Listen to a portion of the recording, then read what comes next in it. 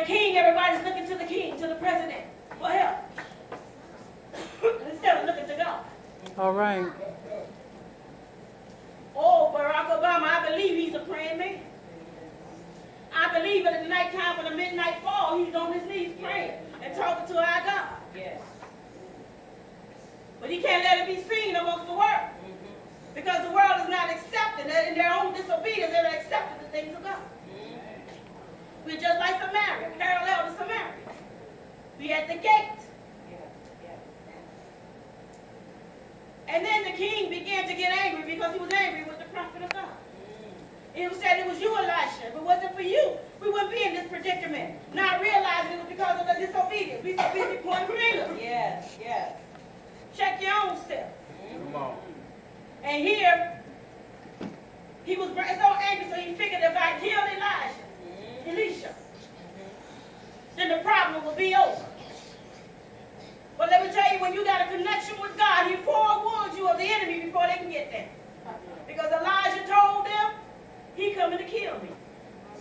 But let's keep it real. I know I got that power, but let's keep it real. Close my door and lock it. Huh.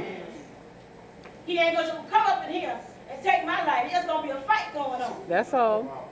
And so when the king got there, he began to tell Elijah, because of you, all of this is happening. We got to buy a donkey head. It's $80 for a donkey head. $25 for a bag of dove's dung. You know what I mean? Amen. They was eating some ridiculous food. And we only making $10 a month. How can we afford to take care of this and feed our family? And so God began, so Elijah looked at him. He said, on tomorrow, about this time, you will be able to buy barley for a shepherd. You see, it's important who you got there up in your camp and around. That's right. Because the king's captain said, oh, well, God will open up the windows of heaven. And because he mocked God, the man of God said to him, it'll happen on tomorrow. You shall see it, but you won't eat it. You better be careful when God say he want to bless you, that you don't have that doubt in your mouth. That's right. And so we get back to our story where they was at the gate. You see, there was 4 lepers. Lepers make themselves, when you had leprosy, you couldn't be in the city. Right, right. They would sit you outside the camp. Like in today's sexual predators, they send them under the Julia Tuttle causeway. They can't be around nobody.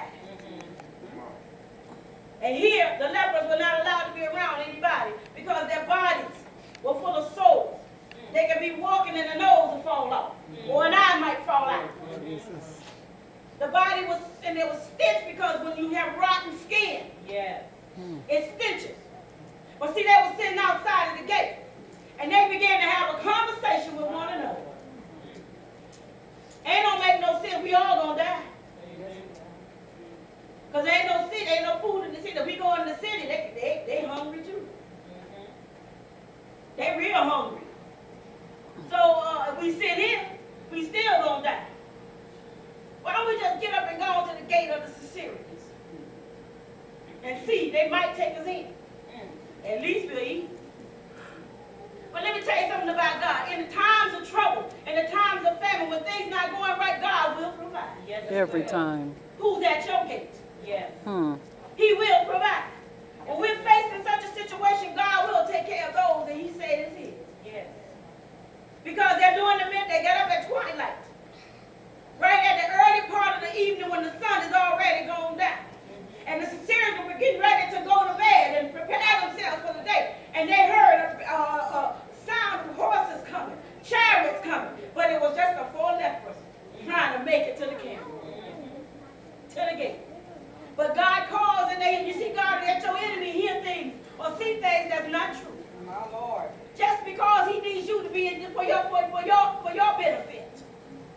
And here the Syrians began to run because they figured that Jehoram, the king of Judah, had got together with all the other Hittites and the Perizzites and got them together. They all going to come and kill them. It's so funny how those that are so bad, soon as trouble comes their way, they'll be the first one to run. Ooh. All right, woman of Cause all God. kind of hell. Cause all kind of problems. But as soon as problems turn around, they be the first ones to run. The Bible says the Syrians got up and they left everything. They didn't even try to take no horse. They didn't try to take no gun, no knife, no shield, no nothing. They just went running.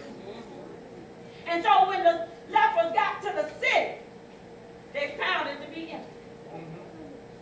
Now I don't know about you, but everything was there. The gold, food, money, everything you can have, anything you can ask for was right there. Right.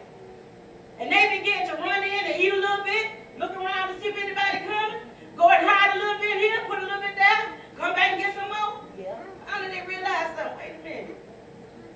They hungry over there. Mm-hmm. See, those are people, even though they didn't want us around us. Even though they didn't want us to be in their city. Even though they was leaving us out there to starve. We better go tell the king there's food over here. How many of you know the least person that you look down upon is sometimes the one that's walking with your blessing? All right now. Yes. All right. Who would have thought they would use leprous men? God would use leprosy. The leprous men, those that were the ones that were looked down upon, to be the ones that come and bring a good news about food and clothing and money.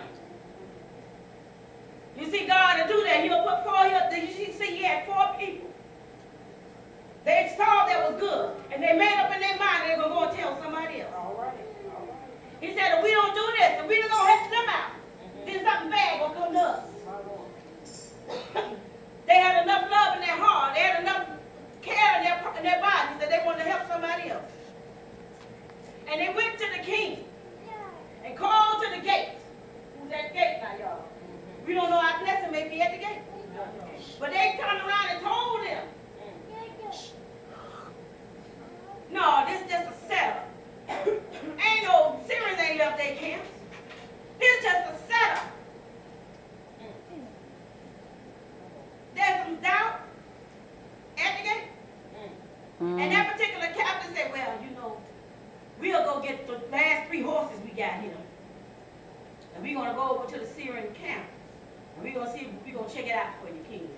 Then we'll come back and we'll tell you about it. And they went over to the camp and they found out that